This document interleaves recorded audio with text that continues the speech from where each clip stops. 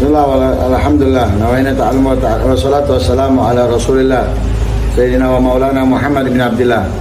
Nawaina ta'alum wa ta'alim wa nafa al-intifa' wal mudhakarata wa tadhkir wal ifadata wal istifada wal hasala tamasuki bi kitabillahi wa sunnati rasulihi wa du'a ilal huda wa dilala alal khair ibtigha'a wajhillahi wa mardatihi wa qurbihi wa thawabi minallahi ta'ala.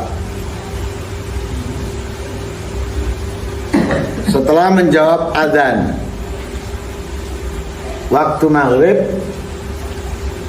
hendaknya kita bersiap untuk salat. Tsumma shallil fardha, kemudian salatlah fardu yaitu fardhu maghrib ba'da jawabil muadzin wal iqamah, setelah menjawab orang yang azan dan qomat. Kenapa? Karena waktu maghrib ini lebih singkat dari waktu lainnya.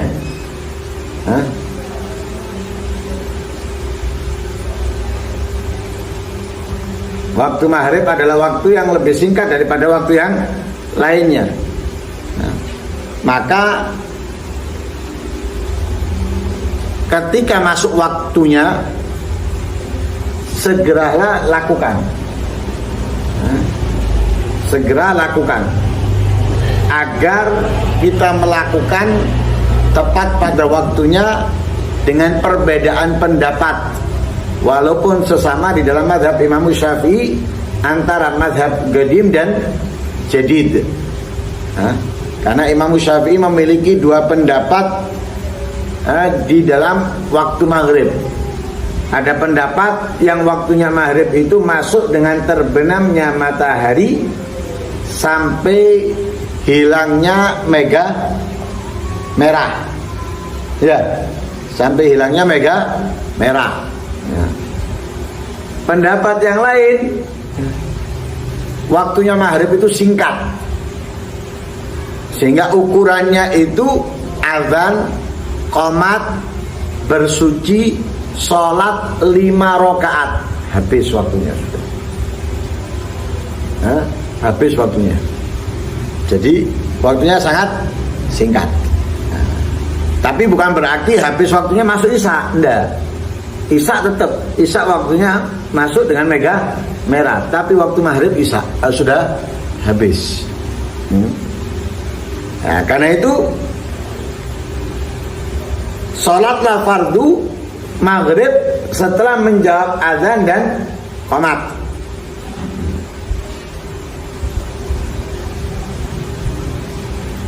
Lah, apakah ada kalau kita mau sholat 2 rakaat sebelum maghrib? Boleh. Masuk di dalam hadisnya Rasul sallallahu alaihi wasallam, bainal adzanaini salatun liman syaa. Liman syaa. Antara adzan dan qomat, sholat bagi yang mau. Bagi yang mau. Tapi hampir tidak ada para salaf yang mengerjakannya. Hampir tidak ada para salaf yang mengerjakannya.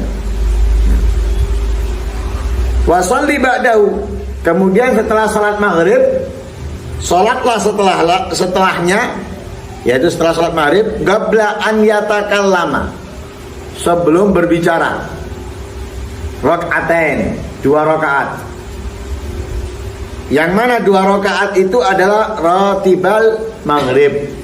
2 rakaat itu adalah ratibal maghrib, ya, yaitu ba'diyah, ya, usolli sunnatal maghrib al ba'diyah atau usolli sunnata ba'diyatal maghrib. Lah, dilakukan sholat ba'diyatul maghrib ini sebelum berbicara. Jadi sholat maghrib, setelah sholat maghrib wirid, zikir, kemudian jangan diputus dengan omong-omongan, tapi langsung sholatlah 2 rakaat. Jadi sebelum mengerjakan apapun, sebelum melakukan apapun aktivitas, setelah sholat maghrib, setelah wirid, ya, langsung sholat ba'diyah maghrib. Lah 2 rakaat itu dianjurkan di rakaat pertama setelah Fatihah, Qul ya ayyuhal kafirun. Rakaat kedua setelah Al-Fatihah, Qul huwallahu ahad.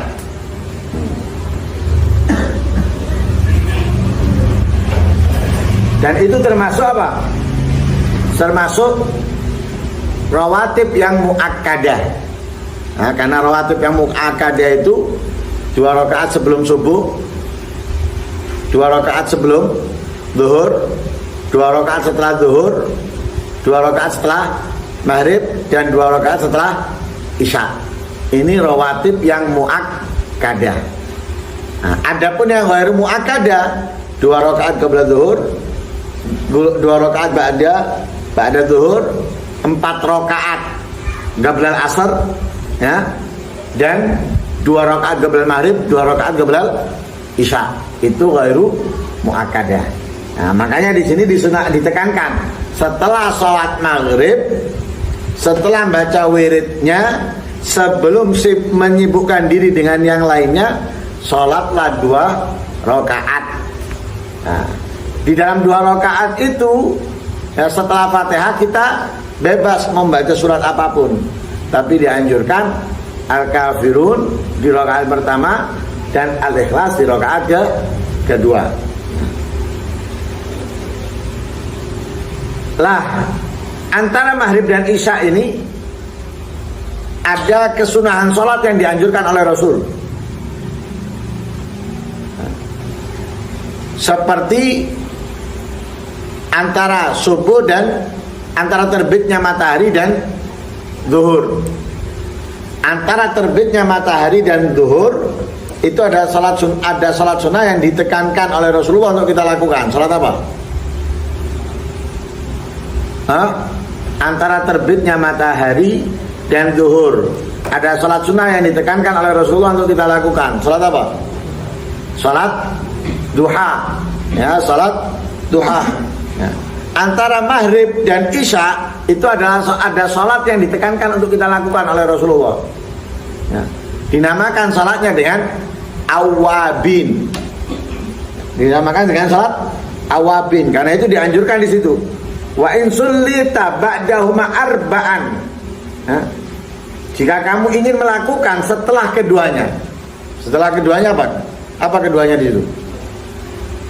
Ba'diyah maghrib. Jika kamu ingin melakukan setelah ba'diyah maghrib, arba'an, 4 rakaat. Tutiluhunna, yang kamu panjangkan 4 rakaat itu, fahunna aidan sunnatun, maka 4 rakaat itu juga sunnah. Ya, 4 rakaat itu juga sunnah. Lah, salat awabin, nah, sunnah awabin ini minimalnya 2 rakaat, paling banyaknya 20 rakaat. Minimalnya 2 rakaat, paling banyaknya 20 rakaat. Adnal kamal, ya, sedikit tapi sempurna itu 6 rakaat. Ya, sedikit tapi sempurna itu adalah 6 rakaat. Lah di sini tadi disebutkan berapa? 4. Nah, yang 2 rakaat pertama yaitu ba'diyatul maghrib bisa diniatkan plus sunnah awabin. Jadi sholat ba'diyah maghrib dan sunnah awabin. Jadi satu sholat 2 niat. Niat ba'diyatul maghrib dan niat awabin. Kemudian ditambah 4 rakaat. Jadi berapa awabin yang dilakukan? 6 rakaat. Mendapatkan adnal kamal. Ya, mendapatkan adnal kamal. Atau mau dipisah, tidak apa-apa, itu lebih afdal. Ba'diyatul maghrib, kemudian 6 rakaat awabin, lebih afdal. Nah, paham ya? Tapi ya, mau digabung juga nggak apa-apa.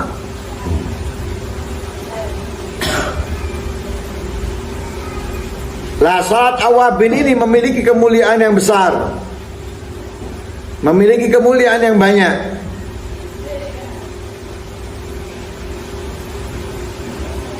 Di antaranya disebutkan oleh Rasul Shallallahu Alaihi Wasallam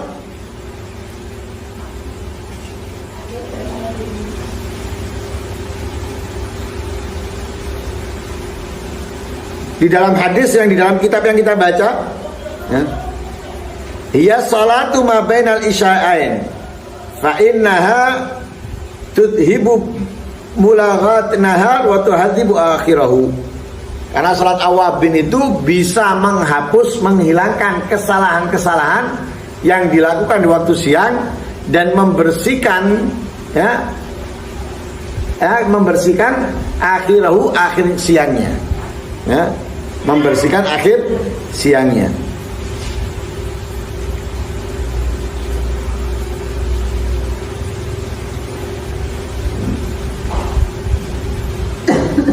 Jelas ya? Itu diantaranya. Riwayat yang lain seperti yang ada di dalam kitab Risalatul Mu'awana, disebutkan oleh Habib Abdullah bin Alwi al-Haddad, yaitu man shalla bainal isya'ain 20 raka'atan banallahu lahu baitan fil jannah. Ya, siapa yang sholat 20 rakaat antara maghrib dan isya, yaitu paling banyaknya awabin 20 rakaat antara maghrib dan isya, nah, Allah bangunkan untuknya satu rumah di surga. Nah, artinya apa? Dia bakal masuk surga.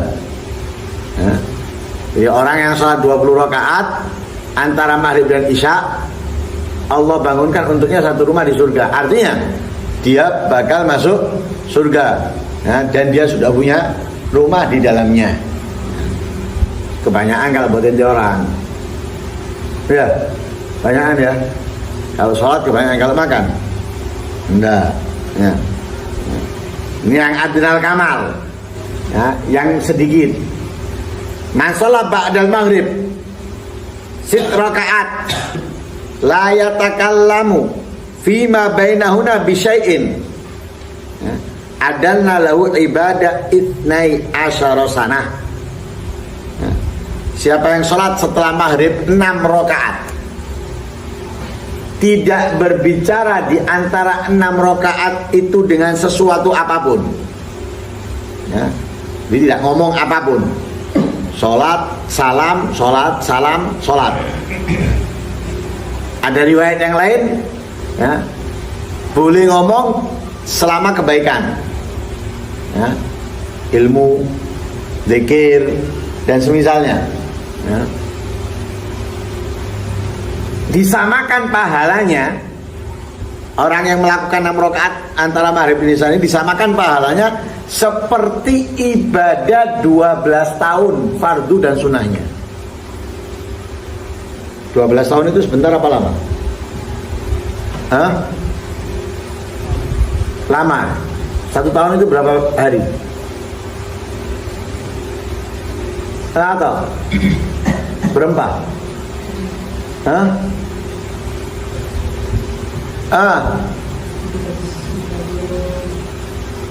Sekolah bayar dedek kabeh. 360 atau 365 hari 1 tahun. Nah, 1 tahun itu 360 atau 365 hari. Lah ente dengan 6 rakaat ini menyamai ibadah 12 tahun. Fardu dan sunnahnya. Jadi seakan-akan itu setiap Senin Kamis puasa, setiap hari-hari mulia Arafah, Tasu'a, Asyura puasa, Ramadan,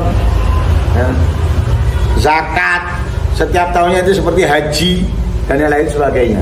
Padahal Senin Kamis enggak, Arafah mungkin terpaksa karena di pondok, ya, nah, Tasu'a, Asyura dan lain sebagainya. Tapi dengan 6 rakaat ini menyamai ibadah orang yang beribadah selama 12 tahun fardu dan sunnahnya. Nah itu kalau dilakukan dalam 1 hari, kalau 2 hari, 3 hari, 4 hari, sepanjang hidup ente, walaupun umurnya 60 tahun, tapi dia mendapatkan kemuliaan-kemuliaan ini seperti orang yang hidupnya 1000 tahun, 2000 tahun. Nah, kalau satu kali aja ente menjalankan seperti ibadah 12 tahun. Kalau 2 kali seperti 24 tahun. 3 kali 36 tahun. 5 kali 7 kali 10 kali 1 bulan. Itu kan wis ya, berarti 1 bulan ente seperti umur ente tambah berapa? 1 tahun umur ente seperti nambah berapa? Nah, kalau ente lakukan sepanjang hidup ente, berapa yang ente dapatkan? Nah, paham ya? Nah, jadi itu adnal kamal.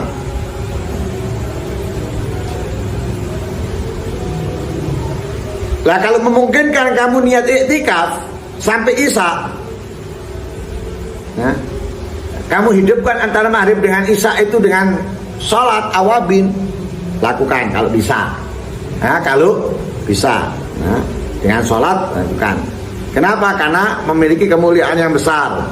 Ya, menyibukkan diri antara maghrib dan isya dengan sholat itu memiliki kemuliaan yang besar. Nah, karena apa? Sholat antara maghrib dan isya itu menjadi sholat pembuka di waktu malam. Ya, sholat pembuka di waktu malam.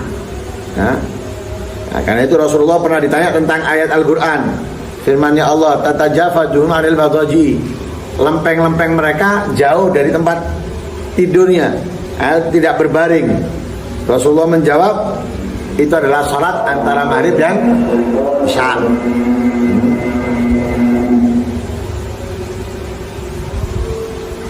Nah, itu antara maghrib dan isya. Nah, waktu maghrib antara maghrib dan isya ini waktu yang sangat istimewa.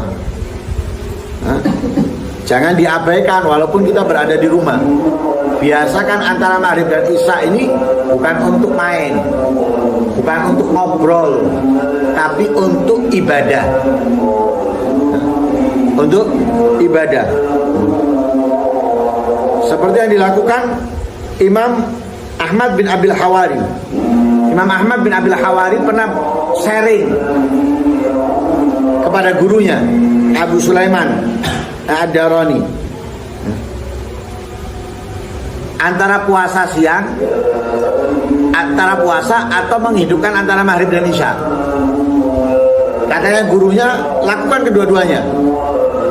Ya puasa, ya hidupkan antara maghrib dan isya dengan ibadah. Katanya Imam Ahmad bin Abil Hawari, nggak bisa aku. Kalau aku puasa maghrib aku sibuk berbuka, nggak bisa menggabungkan keduanya. Kalau gitu, katanya Imam Abu Sulaiman Ad-Darani, tinggalkan puasa, hidupkan antara maghrib dan isya dan dengan ibadah. Nanti kasih gambaran. Puasa itu pahalanya besar. Karena puasa itu termasuk kesabaran. Nah, puasa itu termasuk kesabaran. Seperti yang disabdakan oleh Rasul Shallallahu Alaihi Wasallam. Nah, dan puasa itu sabar itu pahalanya adalah surga. Belum lagi di dalam ayat Al-Quran pahalanya nggak bisa dihitung. Begitu besar dan banyaknya. Tapi gurunya Imam Ahmad bin Abil Hawari, yaitu Abu Sulaiman Ad-Darani, mengatakan apa? Kalau gitu jangan puasa sunnah loh ini ya, bukan puasa wajib. Jangan puasa, hidupkan antara maghrib dan isya. Berarti apa? Antara maghrib dan isya lebih mulia, lebih istimewa. Nah, lebih istimewa. Karena itu para salaf nggak ada antara maghrib dan isya, urusan dunia itu tidak ada. Ibadah mereka, ya, sholat, Quran, ya, dan lain sebagainya. Makanya diatur dulu itu maghrib itu Quran. Setelah selesai Quran ya, diisi dengan rotib sampai isya. TV mati, ya, main tidak ada, tutup. Ya. Habis isya baru.